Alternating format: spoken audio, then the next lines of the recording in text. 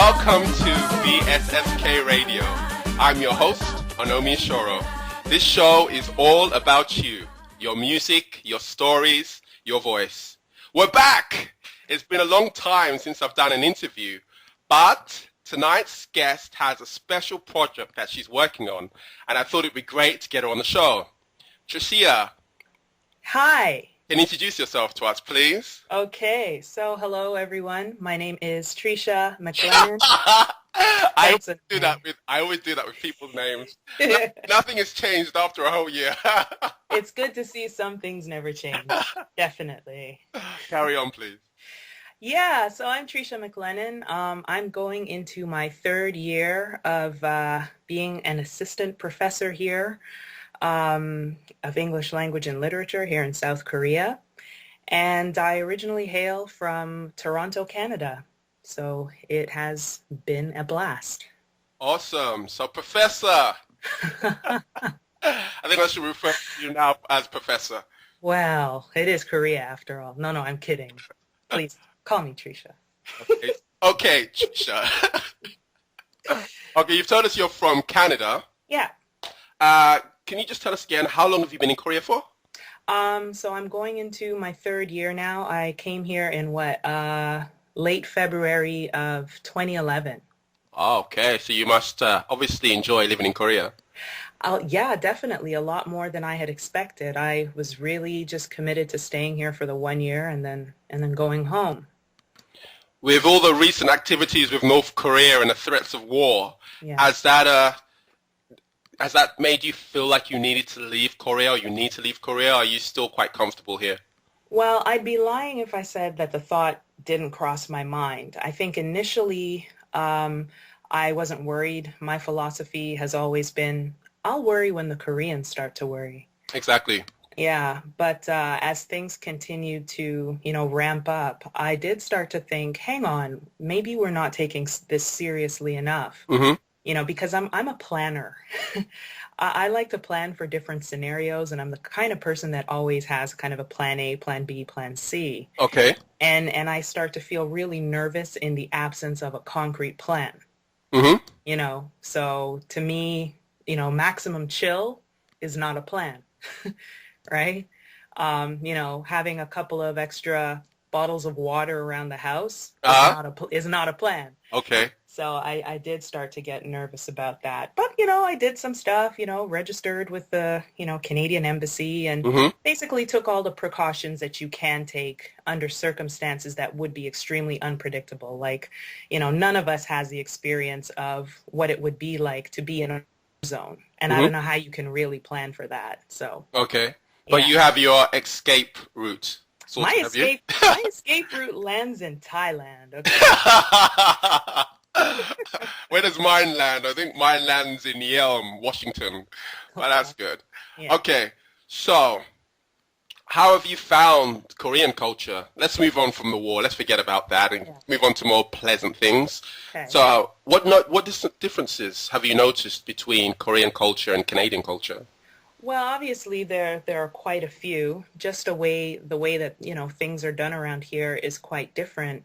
But I admit I knew and know some Korean people before coming here. I had experiences in work situations and studying situations and working with Korean people, and had basically fallen on my face several times.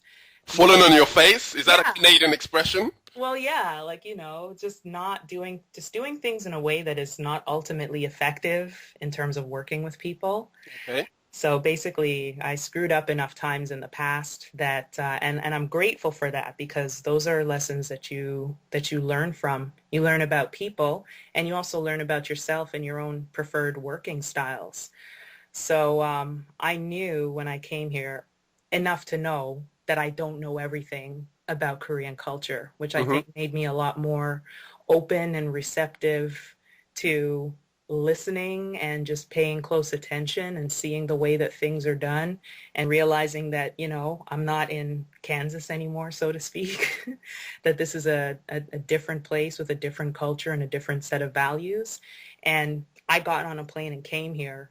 So, anytime I don't like it, I can go home. That's true. Yeah, but the culture I think is beautiful. It's a wonderful culture in many, many ways. Some of the key differences, the whole face-saving thing, when you come from a place that tends to be more direct. Could you explain to our listeners what face saving means? It basically means um, not making the other person look bad. And usually that means things like not criticizing Hmm. another person or, doing anything that would cause another person to experience any kind of sense of shame or embarrassment. Hmm. That can be pretty hard.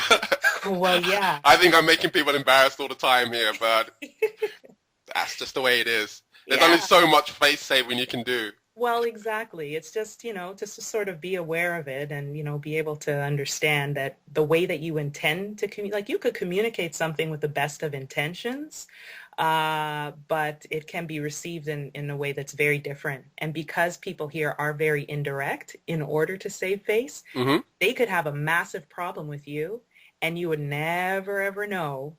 Do you have any examples of that? I have examples of that from the past. Uh-huh. When I was on my master's program, I was in a group with people from around the world. I should point out I did my master's in the UK. So Yeah, UK baby. representing Birmingham. So Oh, oh, you should have just left it as the UK. When I you're going into know. Birmingham, that's Hey, kind of like dodgy don't territory. don't judge, don't judge. But it was, yeah, anyway, cut a long story short, I had a situation where I had a group project and I thought everything was going fine. And in particular with this one Korean woman, I said, are you okay with this, presentation we're doing as it is? We had to submit a PowerPoint presentation.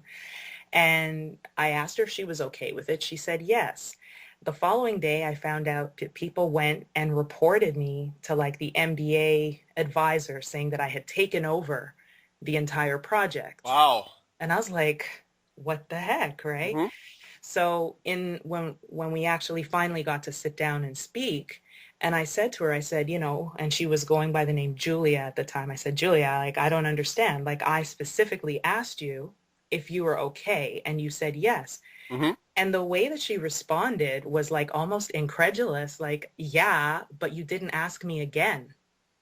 And I was like, What? You had what? to ask her, what, 3 times? Exactly. And it's funny because I was telling the same story to my night school students. And the minute that I said that, they were like, oh, okay, yeah, we get it. And they were like, So what, literally you are meant to say so it 3 times? literally, if you want to be considered a polite person that is, caring about, the relationship that you have with your coworkers, Hmm. then you have to ask a minimum of 3 times, right? Like, and what she said to me was, you're supposed to ask again and again and again until you know for sure that the person who is saying yes actually means yes. And I thought that was the most ridiculous thing I've heard in my life. It's like, this chick's crazy. But you have to understand that, again, part of it comes back to the face-saving thing. It's like she didn't want to be almost confrontational with me and tell me how she really felt because she was thinking that I have so much pride invested in this work that I did that it would cause me to feel bad if she was honest and said, I think it's a hot, steaming piece of shit, right? Was she older than you? No, we were actually the same age. Oh, okay. Yeah. Um, So yeah, incidents like that really like the kind of education that I got wasn't the one that I expected because it Hmm. was such a diverse program with so many different people. And what I came to understand about myself and in particular my working style, and it's the same is true of many Westerners or North Americans, we tend to put the work first, right? Okay. We're just like Onome, let's say you and I are working together. Hmm. I don't necessarily have to like you. I don't have to be buddy buddy with you. I don't have to even know anything about you. As long as you're getting the work done, I have a level of respect for you. Even if you're a complete and total jerk, Like I have a Okay. certain level of, which obviously you're not, Of but I'm course I'm just not. saying, I would like you to clarify that so I, everyone knows that I am not a jerk. just to clarify for the record, Onome is awesome. Yeah. Dope. But yeah, in North America, it boils down to the work, right? Hmm. Whereas in many other cultures, I would say, including Korean culture, no work gets done before you have a decent relationship, right? No work gets done until people feel like they can trust you. They maybe know something about who you are, um, and that kind of mutual respect is what allows the work to happen in the Hmm. first place. So there's that difference between being task focused versus being relationship focused. And there's all kinds of studies that have been done on various cultures and how they approach that issue. So coming here, I was really a lot more mindful about how different the culture is, but I have actually experienced that and how uncomfortable that can be in day-to-day life in actually trying to work with other people and accomplish tasks and get things done. So I think I was pretty prepared by the time I came. Interesting. That is a very interesting subject. Yeah, it's just the little subtleties that you notice. I mean, the obvious things obviously are obvious, but Exactly, it's just yeah. when the interpersonal relationships start to kick in and you realize that they're saying yes Yeah, or are affirming something that they will do, but they tell you they'll do it, but they really don't want to do it and they don't do it. exactly. So It's that takes a very, while to get your head around. exactly. It's very rare in this country that anybody would give you a direct no. Hmm. It's not common. Yeah. Yeah. So from your experiences living here in Korea, what project are you about to engage in? Well, actually, what I'm really excited about this project, and it is going to be an anthology about expat or expatriate Black women who are Hmm. living in the Far East, so East Asia, which would include Korea, Hmm. China, Japan, and basically Southeast Asia. Okay. Yeah.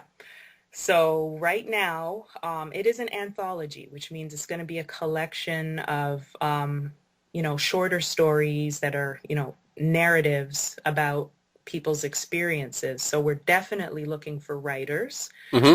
and people who are, willing to, contribute. There's a lot of people who are blogging. There are a lot of people, who are putting their stories out there. But one of the main reasons that I think this is such an awesome project is because, we have to also codify these experiences in a way that, is not necessarily just electronic. So that's part of the main sort of thrust of this project. So I'm really, really hoping to receive a diversity of contributors. But why are you just targeting black women? I'm so happy you asked me that question. It was Because actually one of your questions that you gave me. yeah, because I think people would be interested to know like why. And the ironic thing about it is in my way of looking at things, it's not even about being Black and it's not even about being a woman, it's about being human. But again, the rationale behind this is, to hear from people who you don't necessarily normally hear from, and particularly in their own voices, right? Hmm. So I started with Black women basically because I'm a Black woman. And I think a woman's experience here is, especially in Korea, is different from a man's experience here. Hmm. Um, it's a little bit more expected. You've had, military guys coming here, and people usually expect men to be the ones to pick up and go abroad and have these kinds of adventures. So I think this whole thing that many of us women are experiencing is really like below the radar in terms of what, general society, and I don't care if that society's in the States or Canada or the UK or, various countries in Africa. It's not very expected that you're going to have or hear a story about a Black woman who is living in East Asia. who for whatever reason, has picked up and come over here and made, a life for herself, whether for a short period of time or for a long period of time. And so basically one of the main reasons why I'm doing this is because it quite simply has not been done before in terms of this particular medium and this kind of format. So we're trying to break a little bit of new ground here. So that's part of the rationale.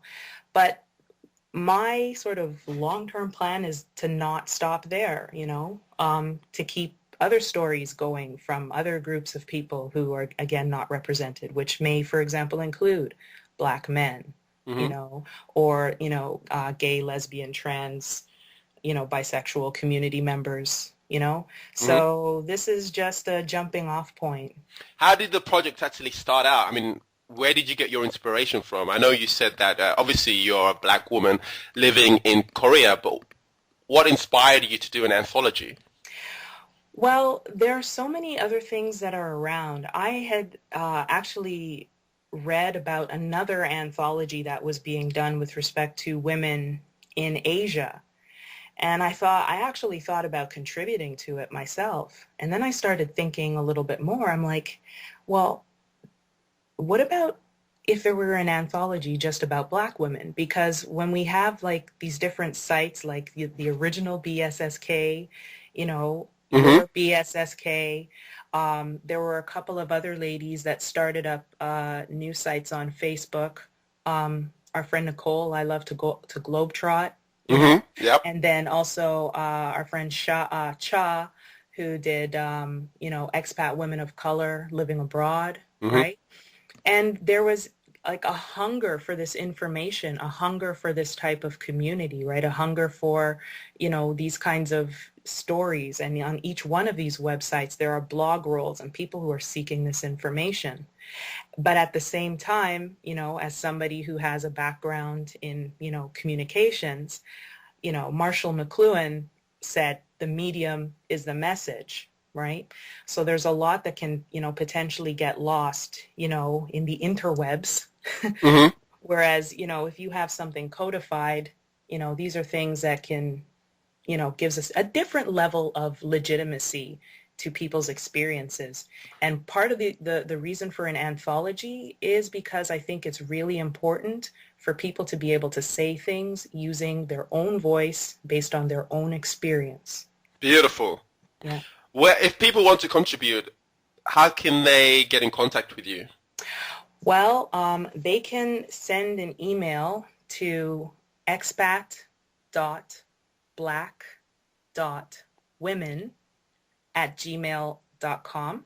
Could you just repeat that, please? Yes, it's expat, EXPAT, .black, BLACK, .women, the plural, so WOMEN, @gmail.com. And also we have a Facebook page. Feel free to go on to like it. And if you send an email to expat Black women, I can mail you a copy or email you a copy of the call for submissions and also links to the Facebook page. Is there a submissions end date? There is a submissions end date. So we were hoping to get our first round of information in by June 15th. But there have been quite a few people who have said, June 15th might be a little bit tough. So there's I would probably say at this point, 75 to 80% chance that's going to be extended out to mid-July. So for the people that need extra time, that is, don't let that be the barrier to not contribute something. So we would rather have somebody contribute something, particularly if you have a great or compelling story, and let us, guide you on how to, maybe fix some things up than to feel intimidated by the deadline and not contribute anything at all. Yeah, it sounds like a great project. Oh, thank you. When do you expect to publish the anthology? We are hoping to have the anthology out and ready to go in both, whether it's hardcover or soft cover format. I'm not 100% sure yet because that's partly up to the publisher, and ebook format by around Christmas time. Oh, fantastic. Yeah, so that's the goal. So come on, people, send Trecia your stories. Don't comment. I know I said it wrong again. I was just going to say, I was going to be like, oh, no, me, really? Are you actually just butcher my name again? It's okay. That's my specialty, yeah? And so once that's done and dusted, is there any other plans? Or any other plans related to this project that you're thinking of getting into? Something very interesting has come out of this. I've received a lot of support from, various academic communities. Like, it's just snowballing into something else. And one of the things that my boss said was like, hey, it would be kind of cool to have some kind of conference related to sort of Pan-Asian, Pan-African relations. Yeah. Sounds great. I know. That would be epic. That would be wonderful. Exactly. So I'm doing a little bit of a feasibility study. So if there's anybody out there that knows about funding sources or who is interested specifically in Asian African relations, do get in touch. Again, same email address, and I'd be happy to hear from you. Brilliant.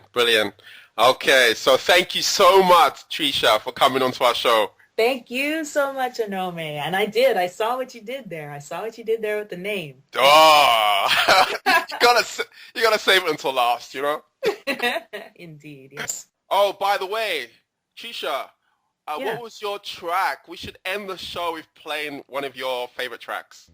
Okay, well, one that I'm listening to right now that I kind of just really love because I love Zouk music. It's by Trecia, and it's called Bien plus fort que mes mots. And it's just a mellow mid-tempo Zouk song, so I hope everyone will enjoy it. Okay, here's the track. Bye-bye. Bye.